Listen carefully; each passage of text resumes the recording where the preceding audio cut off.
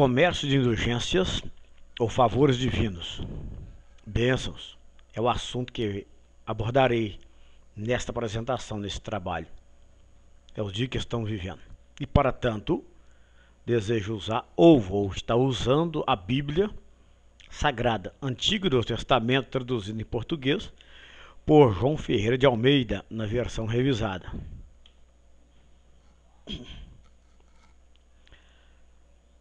Para isto, vamos tomar como base, ou ponto de partida, se assim podemos dizer, Eclesiastes capítulo 10, versículo 19, que diz o seguinte: para a rir que dá banquete, e o vinho alegra a vida, e por tudo o dinheiro responde. Você concorda? Se sim, como isto é verdade? Uma vez que Salomão está simplesmente escrevendo sobre a preguiça, pode estar sugerindo que o suborno seja a resposta quando você é um governante tolo e preguiçoso. Olha, eu vos digo, a vida aqui na Terra não é inteiramente previsível.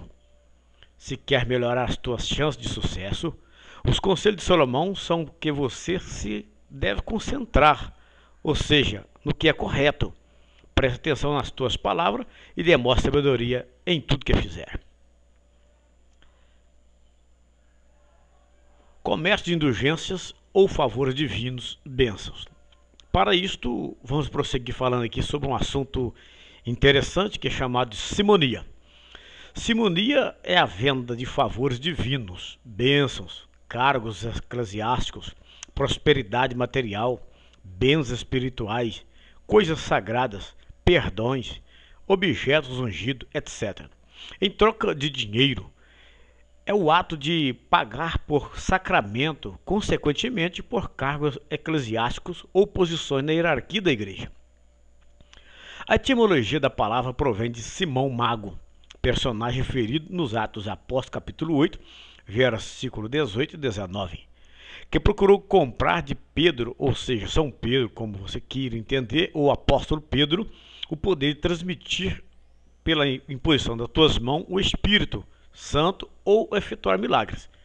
Hoje, algumas denominações religiosas têm levado seus membros a tal prática, ainda que inocentemente. Campanhas financeiras, fogueira santa e verdades de venda de objetos ungidos, tantas misérias, tantas coisas que aparecem, que não deixa de ser simonia, pois o fiel muitas vezes adquire tais objetos. E esses objetos que as pessoas adquirem, por incrível que pareça, nós ficamos assustados, sabe por quê? Porque na esperança de ser abençoado, ou seja, esta está tentando comprar uma bênção, o que chega a ser até irônico ou hipócrita, porque a igreja protestante surgiu e cresceu justamente criticando as práticas da igreja católica, e hoje segue pelo mesmo caminho. E por que não dizer até pior, né? Muitas vezes o fiel é induzido a pensar que, ao adquirir um objeto ungido, está fazendo um tipo de voto com Deus. As bênçãos de Deus não se compram, se conquistam, sendo uma pessoa agraciada por Ele, ou seja, pelo próprio Deus, amando ao eterno e ao próximo. Aprendemos a etimologia da palavra provém de Simão Mago, personagem referido dos apóstolos. É a coisa que eu já disse agora há pouco. Estou repetindo para você frisar bem que esse mundo está desse jeito. Por que isso? Que esse homem procurou comprar de Pedro o poder de transmitir pela imposição das mãos o Espírito Santo ou de efetuar milagres. Vamos aqui nessa palavra ungido, objeto ungido. Veja bem, isso aqui no Novo Testamento, pela graça de Deus, única pessoa ungido no Novo Testamento, nós entendemos que é o Senhor Jesus Cristo, né? No Velho Testamento ungia as coisas, mas porque Cristo ainda não havia de vir, ou seja, Cristo ainda não tinha chegado. Porque isto do passado era sombra daquilo que havia de vir, que é o próprio Cristo que veio. Então, esse negócio de objeto ungido aqui, ó, a única coisa que a Bíblia manda ungir no mundo da graça, no presente e era agora, porque nós estamos vivendo, é ungir enfermos. E isto as pessoas desvirtuam a coisa e faz outra coisa. Que queira ou não queira, quer fazer de nós um fantoche, comprar de nós, ou seja, fazer com que nós compramos bênção. Imagine um mar de lama, né? Que agora eu quero dizer para você sobre isso, sobre a corrupção financeira, religiosa, né?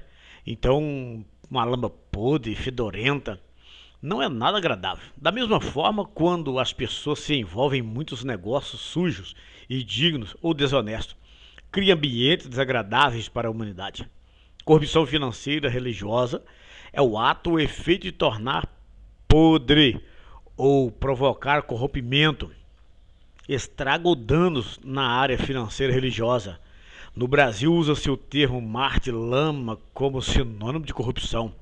Há diversos tipos de corrupção religiosas, semelhante a algumas corrupções dos serviços públicos, e especialmente no momento que nós estamos atravessando agora, que tem aí o nosso estimado, excelentíssimo Sérgio Moro, que levantou a investigação da Lava Jato e lá vai fazendo proeza no Brasil. Então, vamos ver alguma dessas coisas que é corrompido, que é corrupção financeira, né? Vamos ver algumas delas. O nepotismo, por exemplo. Nepotismo é uma palavra usada para indicar o favorecimento que as pessoas que estão no poder prestam aos seus parentes. No nepotismo, as pessoas qualificadas que não são parentes são deixadas de lado. E isto é interessante que, enquanto os parentes, até mesmo aqueles que não são aptos para certas funções, acabam sendo beneficiados com cargos e salários bons, além de outros privilégios. Em latim, o neto, ou descendente, é chamado de nepos. O sobrinho do Papa era o chamado de nepote. Assim surgiu o termo nepotismo. Como os papas geralmente não tinham filhos, eles nomeavam seus sobrinhos para ocuparem posições privilegiadas. Ainda hoje, em muitas igrejas, parentes de pastor são beneficiados com cargos e funções para as quais nem sempre são qualificados. É o que nós vimos nos dias atuais, que está um horror, né? É um horror, está passando a direção de um ministério, passa de pai para filho, de filho, e aí vai, neto, bisneto, tataraneto, virou uma monarquia como era no Antigo Testamento, os reis de Israel e outros reis de outras nações, né? A apropriação de dinheiro, bens e serviços das organizações religiosas ou peculato religioso. O líder religioso, por ser o cabeça, muitas vezes acha que pode fazer o que quiser com o dinheiro, com os bens e serviços da organização. Muitos usam tudo isso para beneficiar a si próprio ou outras pessoas de seu interesse. Por exemplo, quando um pastor pega o carro da igreja abastecido com combustível pago pela mesma e vai passear ou realizar qualquer outra tarefa não relacionada à obra de Deus, isto é corrupção. Então, isso está acontecendo em larga escala, especialmente no nosso Brasil. Emprego irregular do dinheiro da organização religiosa. É muito comum ver líderes arrecadando ou fazendo oferta destinada a certa tarefa específica. Muitos que apoiam certas iniciativas dão ofertas. Então isso é comum nós ver isso nos dias atuais. Mas o líder muitas vezes desvia o dinheiro para outras coisas. Por exemplo, um pastor pede ofertas para pagar um programa de televisão. Mas no espaço patrocinado pelas pessoas, muitas vezes, são anunciados diversos produtos e serviços, inclusive do próprio pregador, que usa o espaço caro sem dar a sua contribuição como deveria. Se tantos segundos daquele horário tem um valor X, então esse deveria ser o valor pago pelo anúncio. Mas o pregador acha que pode usar o horário do jeito que bem entender. Misericórdia, né? Só Jesus na causa.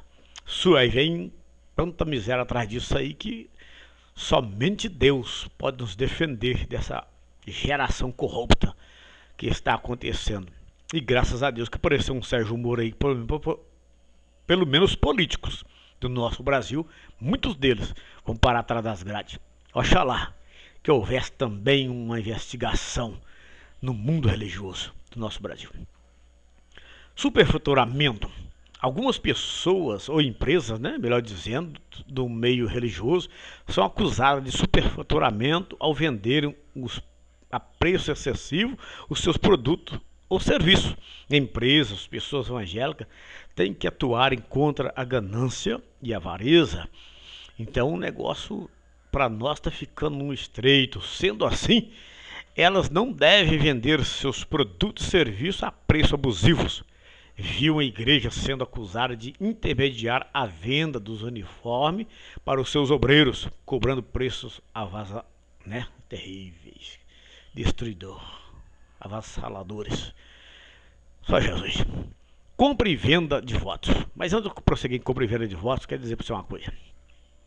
De repente o uniforme custa, digamos assim, faz aqui um preço ilusório aqui, por exemplo, 10 euros.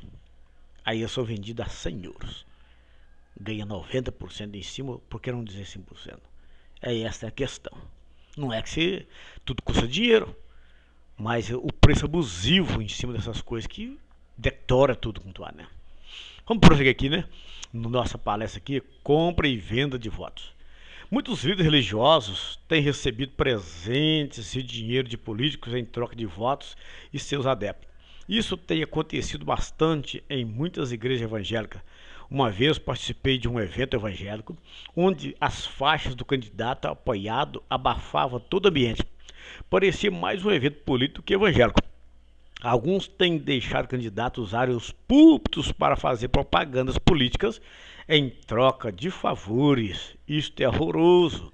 E isso tem acontecido em larga escala, isso aqui, ó. Né? Mas graças a Deus, igual eu já disse, eles têm usado isso aqui, a Bíblia, e feito dela, que é um jeito de sobreviver, enriquecer ilicitamente. Mas Deus está vendo tudo, né? A aliança com o político igual Constantino no passado. Mas Deus, uma hora, vai levantar aí e vai fazer algo para conosco neste Brasil. A palavra especulação, vamos falar de especulação, né? Que entre outros sentidos significa o ato de usar o cargo que ocupa, a circunstância ou outras coisas para conseguir vantagem. Isso tem acontecido no meio religioso. Quando um pastor, por exemplo, usa sua posição e procura se eleger com o voto dos seus seguidores, ele está praticando especulação. O evangélico pode e deve participar da política, mas se o pastor foi chamado para servir na obra de Deus e para isso ele ganha o seu salário, então ele não deve desviar o seu tempo para outras coisas. Em muitos, além de irem para a política, se metem em corrupções políticas, também nos escândalos de corrupção brasileira.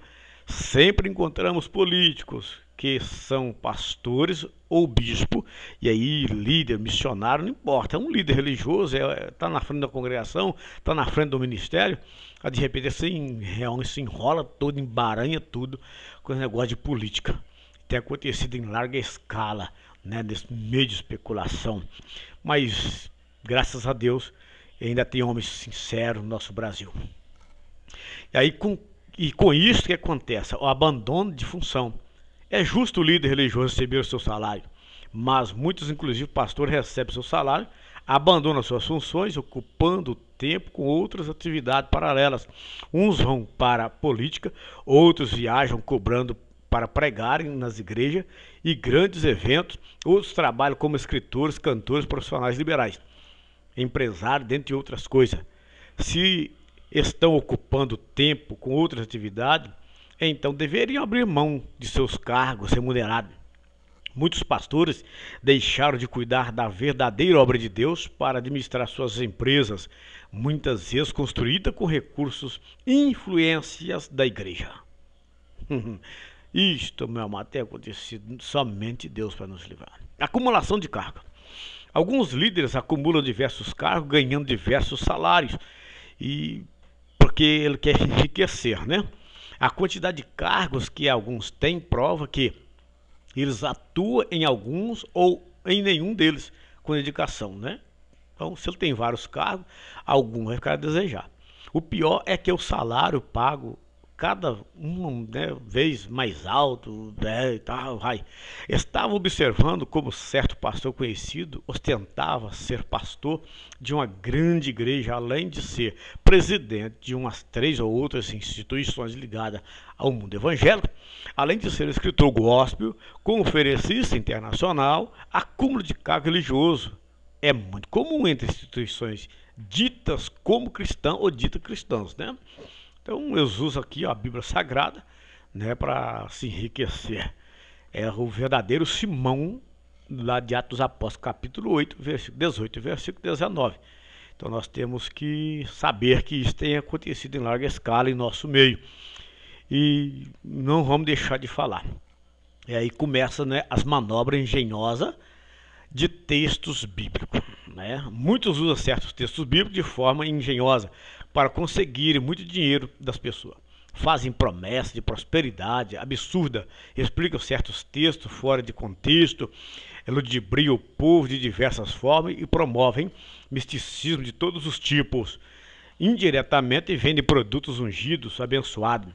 Alguns com promessa de prosperidade arrecadam bens e muito dinheiro das pessoas simples e de boa fé, né? Claro que as pessoas simples não conhecem o que a gente conhece e acaba os que conhecem explorando eles, igual muitos no passado das indulgências, ao qual Martinho Lutero levantou com a reforma.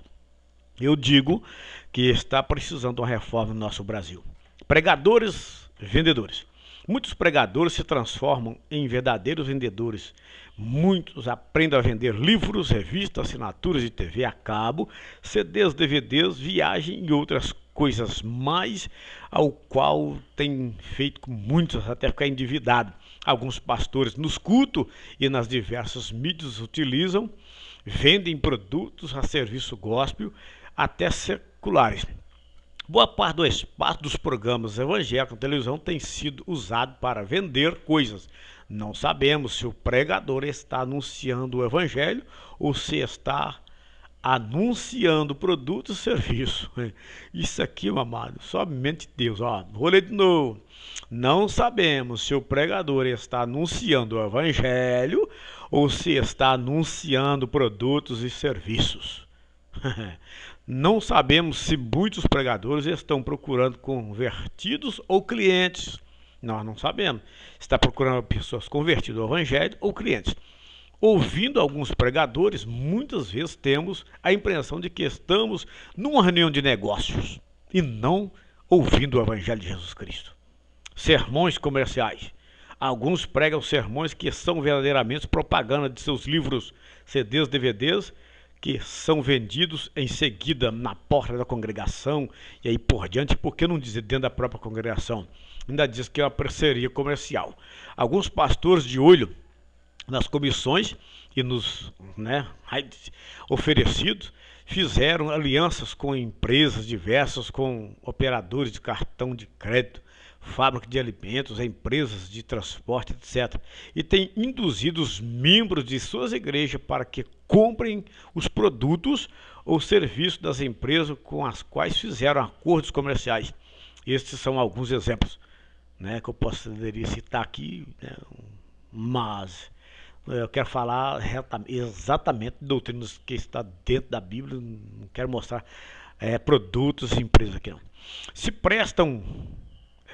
prestarmos bem atenção, descobrimos muitas atividades corruptas no meio evangélico ou religioso. Eu ia dizendo, Paulo sem explorar ninguém, construindo suas barracas, sem carro, sem avião, sem telefone, televisão, rádio, internet, CD e DVD, livros impressos, panfletos, jornais, conseguiu evangelizar uma vasta região do mundo. Atos dos Apóstolos 18:3. Hoje as igrejas estão movimentando rios de dinheiro, têm meio de transporte e comunicação sofisticados e ainda não conseguiram evangelizar o mundo todo. Não é verdade? Isso é legal, né? Isso acontece porque a corrupção financeira engola a maior parte do recurso destinado à evangelização. Muitos ainda agem com honestidade, mas muitos outros estão mergulhados no mar de lama podre, fedorenta, malambenta. Enquanto estiverem na lama, jamais irão tirar pessoas da lama do pecado, né? Eita, o apóstolo João diz que é tudo que é no mundo, a concupiscência dos olhos, concupiscência da carne, soberba da vida, não vem do Pai, mas do mundo, né? João disse isso aí. Por causa de tudo isso, Jesus foi contra a ganância e a avareza e disse que ninguém pode servir a dois senhores, porque há de odiar a um e amar o outro, de dedicar-se a um e desprezar o outro. E conclui dizendo que não podemos servir a Deus e o dinheiro. Mateus 6,24, né? Se você é apenas membro de uma religião, não ajude aqueles que são comprovadamente corruptos. Se você é líder religioso, aprenda a ser honesto. Não use o dinheiro e o tempo patrocinado na obra de Deus de qualquer maneira, porque está escrito que aquele que fizer a obra do Senhor relaxadamente, Deus vai cobrar. Se não cobra aqui, cobra do outro lado. Cobrar aqui é melhor, porque aqui tem jeito de arrepender. Lá do outro lado não tem não. Que está escrito quanto aos homens, está ordenado a morrer uma só vez e depois disso segue seu juízo. Não arrecade recursos financeiros usando método desonesto. Seja honesto, né? Faz coisa honesta. Como trabalhador da obra de Deus, você tem direito de receber recursos financeiros das pessoas. Isto é fato. Mas não do jeito que muitos estão fazendo. Seja fiel, saia da lama fedida, não seja como um porco lavado e volta a rolar no barro. 2 Pedro 2,22. Se a igreja não promover a limpeza espiritual, ela se tornará apenas mais um ambiente sujo. Não virou sempre. Sempre foi no tempo do Velho Testamento, os sacerdotes comercializavam sacrifícios e competiam pelo poder e autoridade. O desgosto por essa prática está descrito na revolta de Jesus, que chicoteou os mercadores no templo. Na Idade Média, havendo indulgência, algo parecido com a venda de salvação dos pastores, hoje foi uma das motivações do luteranismo. Penso que agora que o mercado está enorme e espalhado pelo Brasil, tudo, um chicote só não resolverá. Tem que haver uma força-tarefa para isso ser resolvido, né? Veja comigo, Mateus 21:12. Então Jesus entrou no templo, expulsou todos que ali vendiam e compravam e derrubou as mesas dos cambistas, as cadeiras dos que vendiam pombas. Né? E aqui você vai ver. E disse-lhes: está escrito, a minha casa será chamada casa de oração, vós, porém, o fazei covios de salteadores. Marcos 11:15. Chegaram, pois, a Jerusalém, e entrando ele no templo, começou a expulsar os que ali vendiam e compravam, e derrubou as mesas dos cambistas e as cadeiras dos que vendiam pombas. E não consentia que ninguém atravessasse o templo levando qualquer tipo de utensílio. E ensinava-lhe dizendo: não está escrito, a minha casa será chamada casa de oração para todas as nações? Vós, porém, o tendes feito covil de salteadores. Não é que tem feito em nosso meio no momento? Ora, os principais sacerdotes, os escribas, ouviram isto e procuravam um modo de matar. Quando a gente fala a verdade, amado, alguém procura um jeito de nos matar. Mataram Jesus, e se eu ou você morrer, não é de assustar não. E Jesus fala que virá tempo, que quando matar um desses que fala a verdade, algum vai falar que fez uma obra a Deus, né? Então, abramos nossos olhos, porque estamos aí. Pois temia, porque toda a multidão maravilhada da sua doutrina. Então, entrando ele no templo, ele começou a expulsar os que ali vendiam, dizendo-lhe: está escrito, a minha casa será chamado, ou seja, será casa de oração. Vós, porém, o fizeste covil de salteadores. E todos os dias ensinavam no templo, mas os principais sacerdotes, os escribas e os principais do povo procuravam matá-lo. De novo, está vendo aqui? Lucas dizendo que sempre procurou matar Jesus, mas não achavam meio de fazer, porque todo o povo ficava elevado a ouvi-lo. Estando próximo à Páscoa, dos judeus, Jesus subiu a Jerusalém e achou no templo os que vendiam bois, ovelhas e pombas. Não é hoje? As ovelhas e bois do Antigo Testamento, não, os DVDs, CDs que hoje encontramos em nossas congregações, e também os cambistas ali sentados. Não fala desses carnezinhos aí que tem que aparece nas nossas reuniões de culto aí, que parece mais um comércio do que pregação de salvação. Então, meu amado, quer dizer que hoje, querido amado, a igreja não faz diferença dentro do movimento pentecostal. Ela afirma, acordo com a autoridade constituída dessa nação, que tem suas crenças no ecumenismo religioso. Sendo assim, a igreja perdeu a luz, o seu sal ficou insípido, sua cruz deixou de carregar pelo caminho, seus assuntos agora são de bens materiais, fonte de renda, números, e a igreja virou acumuladora, egoísta, competitiva e está nesta sozinho, porque o Senhor somente assiste. O Senhor não está nisso, a igreja está sozinha. Isto é lamentável. O caminho para Deus foi adulterado. Agora está cheio de ramificações, cheio de atalhos. O povo fez suas escolhas e acreditam que todos os caminhos levam a Deus. Será mesmo? Isso será que é verdade? Meu amado, aqui fica a minha recomendação e saiba que meu nome é Carlos Roberto Gomes, amo como me chamo de Carlos Gomes, e aí estão meus contatos. Qualquer coisa pode falar comigo. Liga para mim, aí está meu e-mail. E também temos aqui, ó, dízimos do Novo Testamento e masturbação, verdade bíblica. São títulos que a gente também que eu já fiz e está até postado no YouTube. Viu? Se você deseja ter esses links, entra aqui ó, no meu WhatsApp e me peça o link que eu mando para você o link das duas postagens. Tanto dessa aqui, o dízimo no Testamento e masturbação, verdade bíblica. E eu quero dizer para você que o Deus de Israel continue te abençoando e fazendo você prosperar e ser obediente à palavra do eterno Deus. Saiba, verdade bíblica.